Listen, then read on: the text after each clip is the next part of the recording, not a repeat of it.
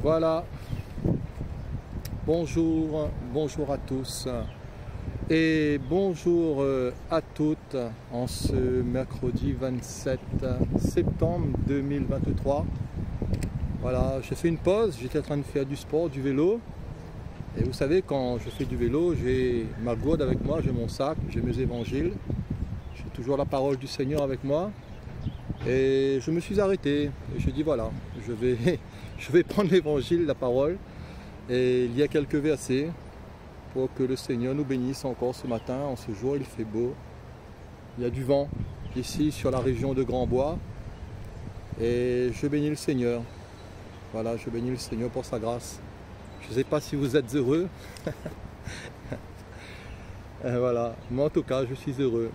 Vous savez, je suis heureux parce que le Seigneur est là. Et ce matin, en faisant du vélo, voilà, je me suis arrêté à plusieurs endroits pour discuter un peu avec les gens, pour leur parler du Seigneur, des gens qui travaillaient sur le bord de la route, des gens qui attendaient le bus, des groupes de jeunes. Et vous savez, c'est un peu mon habitude, je fonctionne comme ça, vous savez. À vrai dire, je ne me prends pas trop la tête. Et ça ne veut pas dire que tout est facile, ça ne veut pas dire que j'ai pas de problème. Vous savez, on a tous nos problèmes. Peut-être que vous en avez pas, je ne sais pas. Mais en tout cas, le Seigneur est bon. Vous savez, des fois on se sent faible, des fois on se sent fatigué, des fois on se sent très en forme. Voilà, des fois on peut se sentir heureux, très bien. Des fois on est un peu malheureux, des fois on se lève bien. Des fois quand le matin on se lève, on est bien. Des fois on n'est pas trop bien.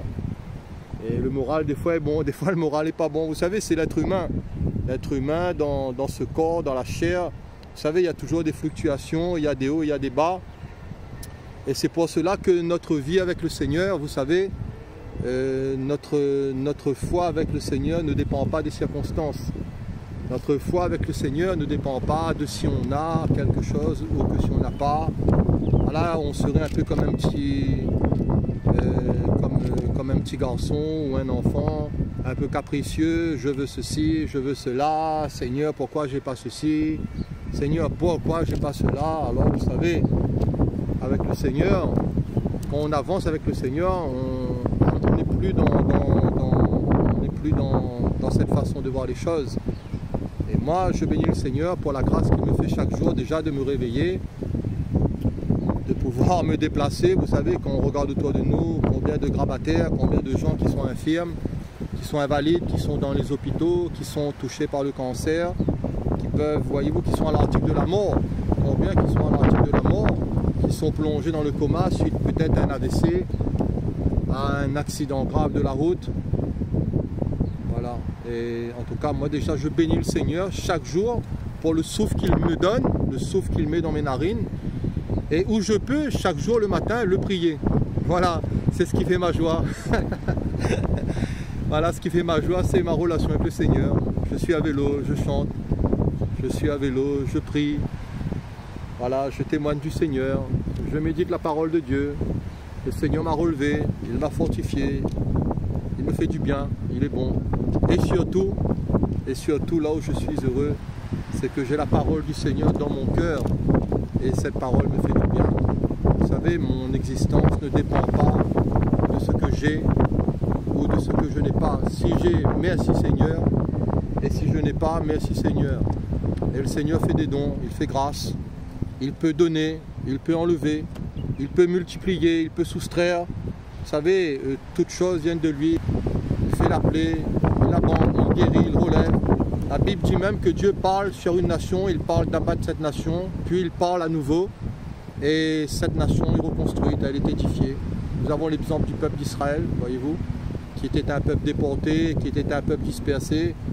Parce qu'Israël, voyez-vous, quand on regarde un peu son histoire, dans la Bible, dans le livre, dans l'Ancien Testament, vous savez, c'est un peuple que Dieu a appelé au travers d'Abraham, d'Isaac, de Jacob, plus tard au travers de Moïse et toute la formation du peuple de Dieu, du peuple juif. Et vous savez, c'était un peuple qui était difficile. C'était un peuple, voyez-vous, qui n'était pas facile. Et quand on lit dans l'Ancien Testament le livre de Deutéronome, là je viens de finir de lire le livre de Deutéronome dans ma lecture annuelle. Et bientôt, là, je crois que c'est demain, on va passer à Proverbes, puis à l'Ecclésiaste, ensuite à Jérémie. Donc vous savez, il est bon de lire régulièrement la Bible, un peu tous les jours, d'avoir un plan. En tout cas, moi j'ai un plan de la Bible et cela me fait beaucoup de bien. Je ne sais pas pour vous. Alors je reviens un petit peu sur le peuple d'Israël pour ne pas me perdre. Vous savez, dans le livre de Deutéronome, juste avant le cantique de Moïse, on voit les appels de Dieu. Les appels de Dieu qui sont incessants vis-à-vis de ce peuple. Parce que Dieu a suscité, voyez-vous, Moïse, Aaron et les Lévites et voyez-vous, d'autres hommes qui marchaient avec le Seigneur. Et même eux, ces hommes, à un moment, ils déraillaient. Vous savez, même Moïse, il n'est pas rentré dans la terre promise, il a vu. Hein, il a vu de loin, Dieu a dit, voilà, tu vas regarder, mais il ne va pas y entrer.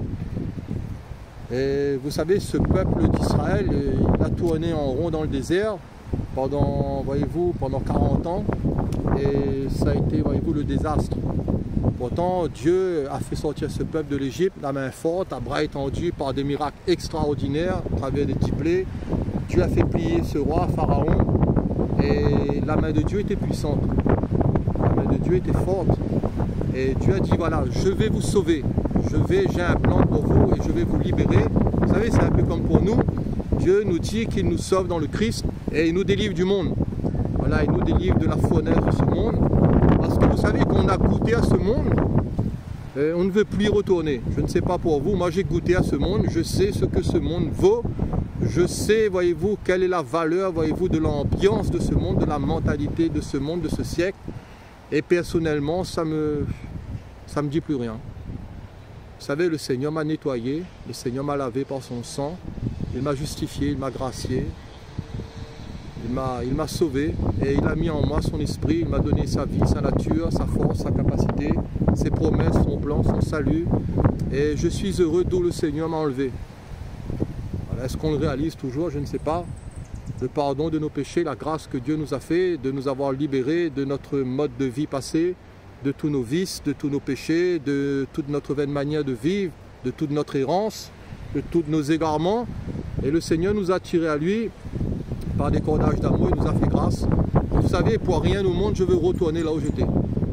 Dans le péché, dans les liens, dans les chaînes, dans la servitude, dans l'esclavage. Et ce peuple d'Israël, voyez-vous, Dieu l'a libéré à main forte et à bras étendus. Et tout au long de son pèlerinage, de son histoire, nous voyons ce peuple, voyez-vous, qui des fois écoutait et qui des fois était rebelle. Et souvent rebelle. Souvent rebelle. Et dans Deutéronome 28, le Seigneur va nous parler des malédictions, des bénédictions et des malédictions. Et vous savez, il y a plus de malédictions que de bénédictions quand on lit le livre du Deutéronome. En tout cas, à maintes reprises, le Seigneur a mis en garde son peuple. Et le peuple juif, le peuple d'Israël. Et vous savez, il en est de même pour nous, pour l'Église. Vous savez, il n'y a rien d'acquis. Il n'y a rien d'acquis. Et il faut vraiment persévérer avec le Seigneur. Il faut chaque jour s'entretenir, entretenir une relation, entretenir sa vie spirituelle avec le Seigneur. C'est un peu comme notre voiture ou notre maison, si on en a une, ou notre jardin. Vous savez, le Seigneur ne va pas faire le jardin pour nous. Il ne va pas nettoyer notre case pour nous. Il ne va pas aller travailler pour nous. Et c'est à nous de faire ce que nous avons à faire. Et le Seigneur fera le reste. Vous savez, dans notre vie spirituelle, c'est pareil. Il y a des choses qu'on ne pourra pas faire. Et il y a des choses que le Seigneur fera pour nous. Mais le Seigneur ne fera pas tout. Et c'est à nous de nous nourrir. C'est à nous aussi de nous sanctifier. Le Seigneur nous sanctifie. Et bon, là j'ouvre une parenthèse. Parce que c'est, voilà, je veux vous dire quelque chose. Dernièrement, j'ai parlé et j'ai dit que le Seigneur est notre sagesse. Il est notre sanctification. Et j'ai dit que le Seigneur est notre justification. En réalité, c'était une erreur de ma part, mais bon, je ne l'ai pas fait exprès. Vous savez, quand on prêche l'évangile, des fois on peut faire des erreurs.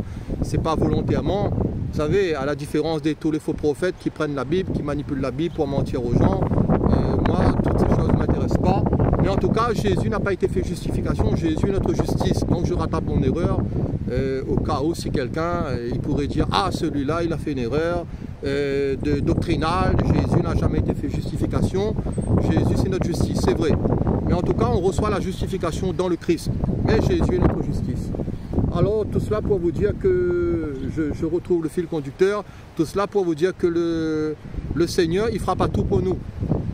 Voilà, il ne fera pas tout pour nous. Et je ne sais pas quelle est ta vie avec le Seigneur, cher ami. Je ne sais pas si tu es heureux avec le Seigneur. Je ne sais pas si dans ton cœur ça brûle, si tu aimes le Seigneur, si tu as envie de servir le Seigneur, si tu es motivé, si tu aimes lire la Bible, si tu aimes passer ton temps avec le Seigneur, si tu aimes témoigner de lui. Voilà, là je ne parle pas de perfection, d'être parfait, non, d'obéir à toutes les règles, d'obéir, voyez-vous, à toute la loi de Dieu. La loi de Dieu est bonne, il faut obéir au Seigneur, mais il faut l'obéir par amour. Il faut l'obéir de la bonne manière. C'est pas prendre la Bible, voyez-vous, et avec des règles et à ne plus s'en sortir. Et ensuite on devient malheureux parce que c'est un fardeau pesant sur notre tête. Non, c'est pas ça. Vous savez, avec le Seigneur, on est libre. Le Seigneur nous a rendus libres. Et la loi de Dieu, les commandements de Dieu sont merveilleux. Dieu nous rend libres. Mais il y a une façon, voyez-vous, de vivre ces choses.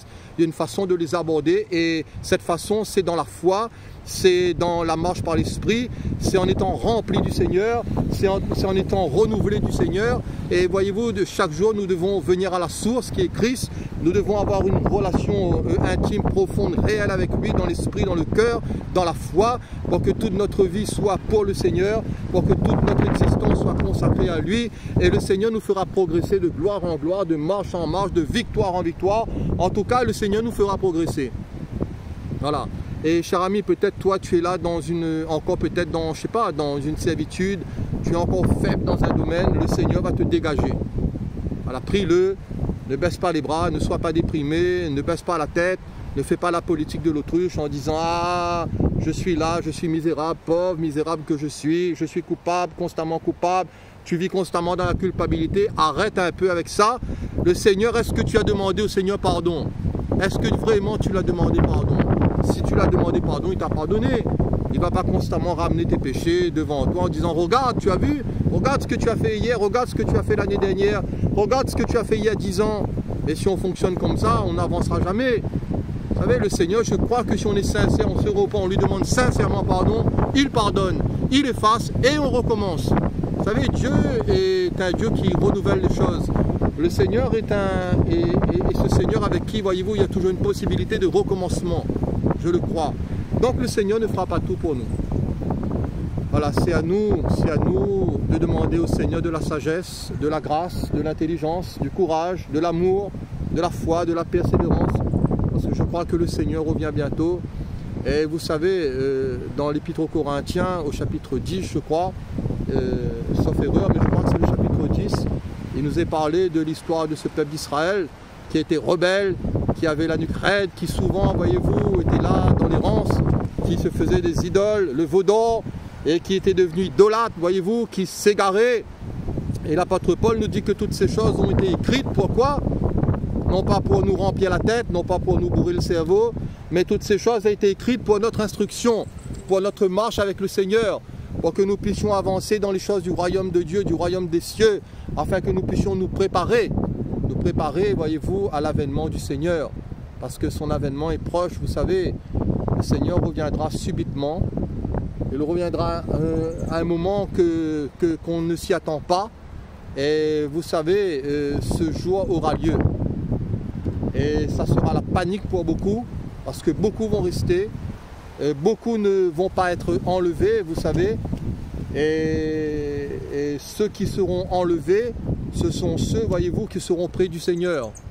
Ce sont ceux qui auront mis vraiment leur foi, non pas dans des hommes, non pas dans des systèmes humains, voyez-vous, parce que il n'y a que le Seigneur, voyez-vous, qui peut nous équiper, qui peut nous remplir. C'est vrai que Dieu envoie des hommes, des ministères, des dons que Dieu qualifie pour nous aider, et gloire à Dieu, merci Seigneur pour les ministères dons, et nous ne devons pas négliger cela. Voyez-vous, les ministères de pasteurs ou de docteurs ou d'enseignants ou de tous ceux qui prêchent, qui annoncent la parole. Mais en tout cas, nous devons avoir notre vie avec le Seigneur. Voilà, nous devons nous prendre en charge, nous devons être responsables, voyez-vous, devant le Seigneur et choisir qui nous voulons servir. Cher ami, qui as-tu choisi de servir? Voilà, la parole nous dit que moi et ma maison, nous servirons l'Éternel. Plaise au Seigneur de nous bénir en ce jour. Voilà, de temps en temps, je fais une vidéo. Voilà, temps en temps, j'annonce le Seigneur, je suis heureux. Le Seigneur nous aide, frères et sœurs, chers amis, à nous équiper, à nous revêtir de toutes les armes de Dieu, à nous fortifier dans le Seigneur, à puiser nos forces en lui, parce que la force est en lui, de ne pas nous laisser gagner par le découragement, par la paresse, par la négligence. Vous savez, un peu d'assoupissement, un peu croiser les mains, les bras pour dormir, et la pauvreté nous surprendra vite, la pauvreté spirituelle. Et à ce moment, on ne pensera même plus aux choses du Seigneur, on n'aura même plus envie de lire la Bible, on n'aura même plus envie de prier, on n'aura même plus envie, voyez-vous, d'avoir une communion fraternelle avec nos frères et sœurs. Mais il nous faut nous réveiller, il faut nous bouger et que le Seigneur nous aide, que le Seigneur souffle sur nous par le Saint-Esprit. Seigneur, souffle sur nous, renouvelle-nous, renouvelle-moi, renouvelle mes frères et sœurs dans notre relation avec toi, dans notre communion avec toi, dans la lecture de la parole. Voilà, que le Seigneur Jésus vous bénisse en ce jour, soyez bénis et merci encore pour votre écoute et à la prochaine, Dieu voulant. Moi je vais reprendre mon vélo et je vais rentrer à mon domicile. Voilà, que le Seigneur vous bénisse tous et merci Seigneur. Maranatha, viens, Seigneur Jésus, viens. Voilà, amen, gloire à Dieu.